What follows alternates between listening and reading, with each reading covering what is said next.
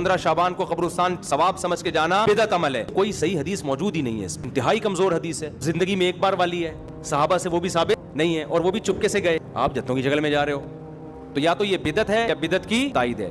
دوسرا کام, اس رات کو لوگ کہتے ہیں نہاؤ دھو اور تہوار ہے, تو تہوار اسلام میں دن میں ہوتے ہیں, راتوں میں. عیسائیوں کے, ہندوؤں کے تہوار ہو سکتے ہیں, مسلمانوں کے تہوار دن کی روشنی میں ہوتے ہیں, رات کے اندھیروں میں نہیں ہوتے. راتیں عبادت کی ہوتی ہیں, تہوار نہانا دھونا اچھے کپڑے یہ دن کے کام ہیں. تیسرا کام کیا ہے؟ حلوہ مانڈا, حلوے مانڈے پکاتے ہیں. تو جب تہوار ہی نہیں ہے تو حلوے کس بات کا بھائی؟ حلوے تو عیدوں میں خوشیوں میں ہوتے ہیں نا, ہمارے تہوار دن میں ہوتے ہیں بھائی. عید الفطر, عید الاضحیٰ اور جمعے کا بھی دن میں ایک قسم کا تہوار ہے, یہ بھی دن کی روشنی میں. تو آپ نے حلوے مانڈے بھی نہیں. پھر اس رات کو تقدیر کے فیصلے ہوتے ہیں. قرآن میں صاف طور پر ہے کہ وہ لیلۃ القدر میں ہوتے ہیں, اور ہم نے قرآن بھی کب نازل کیا؟ رمضان میں اور لیلۃ القدر میں. بالکل واضح قرآن کی آیتیں ہیں.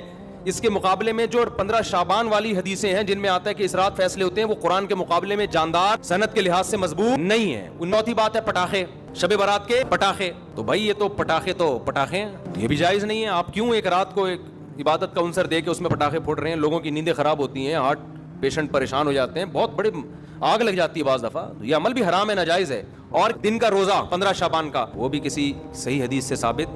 15 شعبان کا روزہ اور اس رات کو تقدیر کے فیصلے وغیرہ, یہ سب چیزیں ثابت نہیں ہیں. ہاں اب جو ہے عبادت ہے یا نہیں ہے, تو جمہور کے نزدیک اس میں عبادت کی فضیلت ہے, لیکن بعض محققین اس فضیلت کے بھی قائل نہیں ہیں. تو اختلافی مسئلہ ہے, اجماعی مسئلہ نہیں ہے. لہذا کرنے کا کام یہ ہے کہ اگر کوئی کرنا چاہے تو بھائی عبادت کرے, تو اللہ سے امید ہے کہ اس کو اس رات میں عبادت کا ثواب دوسری راتوں کی نسبت زیادہ ملے گا. ہاں اب عبادت کا کوئی خاص طریقہ منقول نہیں ہے کہ یہ پہلی رکعت میں یہ اتنی دفعہ پڑھو, دوسری رکعت میں اتنی دفعہ پڑھو.